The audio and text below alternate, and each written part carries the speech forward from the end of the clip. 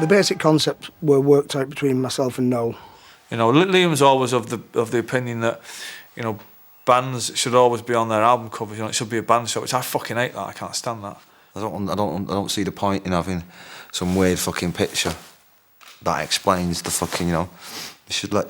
Bands should always be on the covers, man. Relating back to the first single idea again, right, we've got the first single with a band shot on it. It's the first album, we'll do a band shot. With an album cover, you know, it's going to be around for 30, 50, you know, possibly 100 years' time. So the first thing you don't want to do is misrepresent the band. You know, that's sort of rule number one. We're sort of very much in the tradition of this sort of hypnosis sleeves that have been done in the 70s with, you know, the Pink Floyd, Wish You Were Here, with the guy shaking hands whilst he's on fire. I don't know what the concept behind it was. It was just like at home with Oasis, you know, kind of thing. I think we're all sort of just sat around there. It's like, well, what we're going to do for the album cover? Don't know any ideas. Well, let's all meet around at Bonehead's house and sort of sit down, talk about it. You know, bounce off ideas, see what we come up with. But I don't know whose idea it was to shoot it in here. And I can't. Was it mine? Oh, fucking hell! All the good ideas, mine. I do really remember Liam saying, "I've got a great idea for an album cover." And we were like, "Well, what is it? Come on, let's get these ideas going." And he just said, like, just a lump of butter. Knife and a pound of butter, wasn't it? I remember sat there drinking a can of Red Stripe thinking, fuck off, knife and a pound of fucking butter in my arse. I think that was the idea, that let's do a photograph that looks as though you're not doing a photograph. The positioning of the band members was remarkably posed, clinically posed, in fact, you know, based on 2 days' worth of me sitting in every conceivable position in that room. And then what we'd do is I'd take up a sheet of tracing paper and trace myself, and then trace myself somewhere else until we got this composition building up, which was based on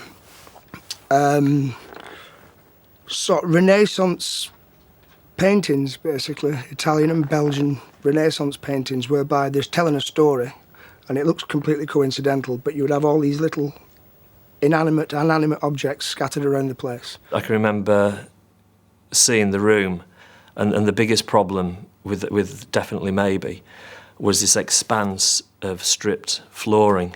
We spent 2 days doing test shots, one of which was me lying down on the floor, which Liam instantly sort of said, yeah, I want to do that. That's the catalyst to the whole shot, because it's quite strange. And I don't think there'd been a sort of band shot where the lead singer was sort of laid out in state almost. You know, Bonehead's house was great, but it was all very white and, you know, unexciting. And Mark used to live down the road, which is where we'd done the demos in his bedroom. And we went round to his house, knocked on the door and said, we've come for some stuff. The Good, the Bad and the Ugly was on the telly because that's my favourite film. This was hanging from my bedroom ceiling. Funnily enough, Noel gave it me. Phil, where's the globe?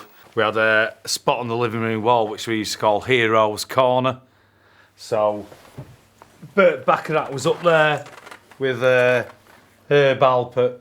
I think they just took an album cover of mine, could have been the first or second album that I did on A&M, and they put it on their cover. And I thought that was, you know, I didn't know what was going to happen with the band. They were just starting. It was their first album. But it was a great kind of homage, you know, new band. These kids weren't even born when I was writing these songs. Rodney Marsh was up there with George Best as well.